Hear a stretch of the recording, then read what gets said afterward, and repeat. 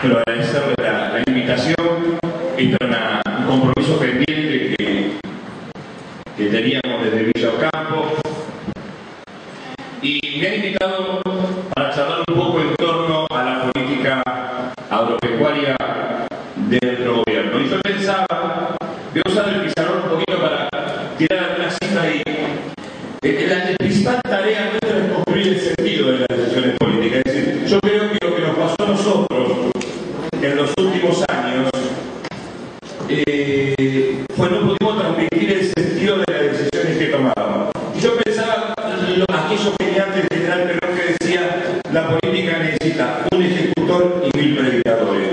Y con Néstor Kirchner mi compromiso fue trabajar en la construcción de los 1000 predicadores.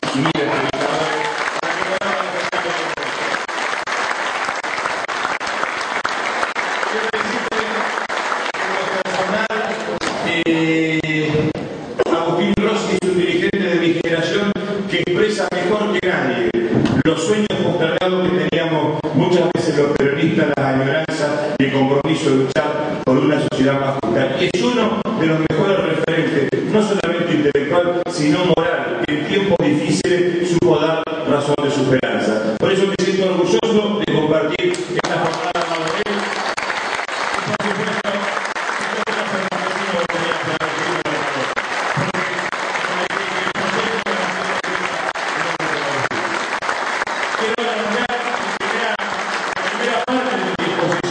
Hablando de qué es lo que está pasando en el mundo, qué es lo que está pasando en el mundo. Es decir, el general Perón nos enseñó a pensar las políticas públicas no aisladas del contexto internacional, sintiéndonos parte de un concierto de naciones, donde teníamos que definir el principio de la reafirmación de nuestra propia identidad como nación, la construcción de la decisión soberana de nuestro destino.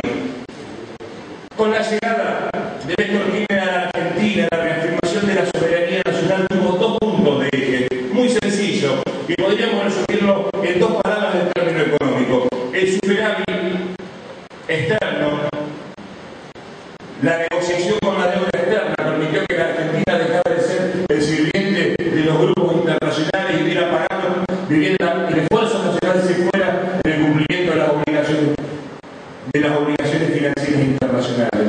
El ordenamiento de la relación con los organismos internacionales de crédito permitió tomar la decisión del país en la construcción de un propio destino. Por supuesto que nos decían que se acababa el país, que la Argentina desaparecía del registro de la humanidad. A Dios gracias, ese argumento del histórico liberalismo, del orden establecido en la Argentina, de la expresión más grande de la decadencia nacional, fue echado por tierra. La Argentina recuperó la decisión de negociar con el mundo de manera diferente, de negociar como nación soberana, no como un pueblo sirviente de los intereses internacionales. Y el segundo elemento, que no fue menor, tomar el superávit fiscal interno que permitiera dejar el Estado funcionar para cumplir con las obligaciones básicas y ese superávit fiscal reasignarlo a saldar la deuda interna, la inclusión social, planificar la infraestructura, construir el escenario de la planificación del futuro a partir de poder decidir, no a partir de claudicar la decisión.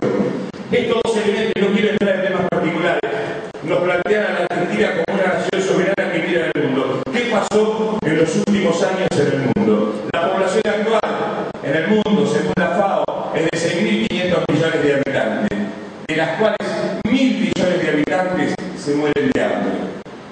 Un poquito más, un poquito menos, pero un borrador. 6.000 millones de personas habitan el planeta, 1.000 millones de personas tienen hambre. En el 2050, es decir, en los próximos 40 años, la población mundial del planeta va a ser de 9.500 millones de habitantes. Es decir, va a crecer el 50% de la población y es muy probable que esta población de 1.000 millones de habitantes que sufren hambre en el planeta pase a ser entre 1.500 y 1.800 millones de habitantes que reclamen alimento como el punto básico de la posibilidad de vivir o no vivir. ¿Qué se imagina? Es decir, ¿cuánto es la posibilidad de tierras arables que tiene el planeta? ¿Cuál es la capacidad de producir alimentos? Queda muy pocas zonas del planeta, muy pocas zonas. Una de las zonas elegidas, no una zona elegida por la naturaleza, por Dios, por el orden económico del Mercosur. Y acá está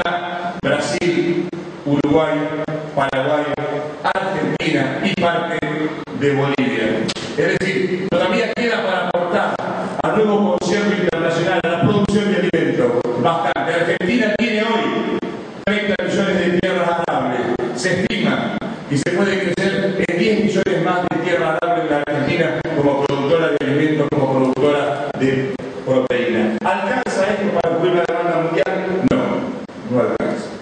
Con lo cual, este escenario internacional de la próxima década en el mundo va a ser la provisión de alimentos y de proteínas para la humanidad. ¿Por qué planteo esto? Porque sin esta mirada es imposible entender el modelo de desarrollo nacional de los próximos años y el sentido, la conclusión del sentido de lo que hemos hecho y de lo que hemos decidido.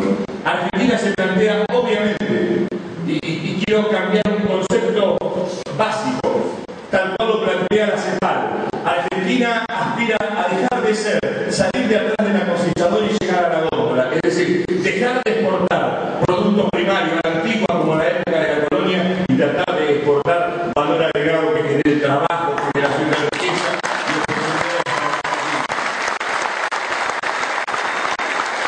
Esta es la construcción de sentido.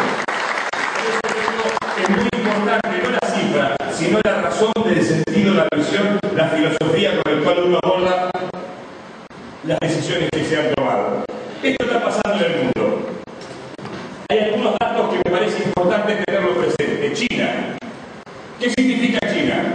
China significa ni más ni menos una sociedad que está creciendo, generando riqueza interna, acumulando su capital, y hay 50 millones de habitantes que por año están pasando de población rural a población urbana. Y estos son cambios de hábito. Las mujeres llegan a la ciudad, las mujeres dejan de comer el alimento que producen en el campo para comer alimentos elaborados. Es decir, es un gran generador de demanda de alimentos, esencialmente de alimentos, analizando la perspectiva de la cartera nuestra. La India va a pasar a ser el país más poblado en el 2025, un generador enorme de demanda de alimentos y de todo tipo de proteína. ¿Qué está pasando? Todos estos datos como reseña de una oportunidad histórica, un nuevo orden en los países emergentes. Argentina, para que ustedes tengan idea cómo estábamos mentalmente colonizados.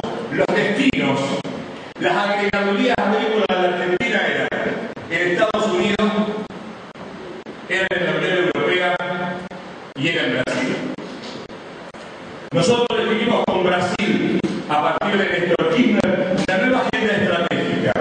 Planteamos la necesidad, y en particular a partir de la creación del Ministerio de Agricultura, la necesidad de tener una plataforma común de operaciones de cara al mundo con Brasil.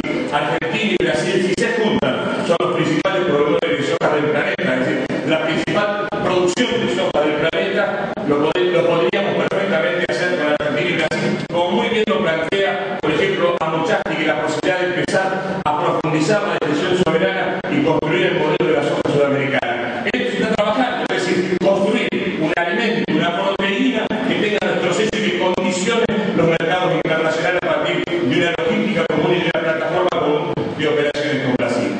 La presidenta ha creado 6 nuevas agregadurías. Una en Shanghái, en China, la otra es en la India, la otra es en Rusia, la otra es en Medio Oriente, en Arabia Saudita, la otra es en África y la otra es en Centroamérica. ¿Por qué? Porque Argentina, y acá viene el sentido de cómo dar la pelea política. ¿Por qué no hay? Perón decía, aquel principio que el que se calienta en política pierde. Lo decía Perón, lo digo yo, que sabemos un poco más que todos nosotros de política. ¿Qué se pretende lograr? ¿Qué no se ve lo que se ha hecho? ¿Qué pasó en la década en la Argentina? En la década en la Argentina hay nuevos 10 millones de tierras arables que se han incorporado a la agricultura. De 32 millones, 10 se incorporaron en la última década. 10 millones, el 30% de tierras arables. Esto me parece que constituye un elemento central, lucha por tierra, que es la ausencia de previsión de la falta de inversión y el relato del apocalipsis que siempre pretende cargar. Y el otro elemento, Argentina tiene que producir 100 millones de toneladas de grano, de 60 a 100 se pasó en los últimos 10 años. En toda la historia de la Argentina, en toda la historia, que yo sepa, de 60 a 100 es el 40%. Ahora, yo me hago una pregunta. Pensemos que todos somos comerciantes, que tenemos un kiosco. Si yo el kiosco le ingreso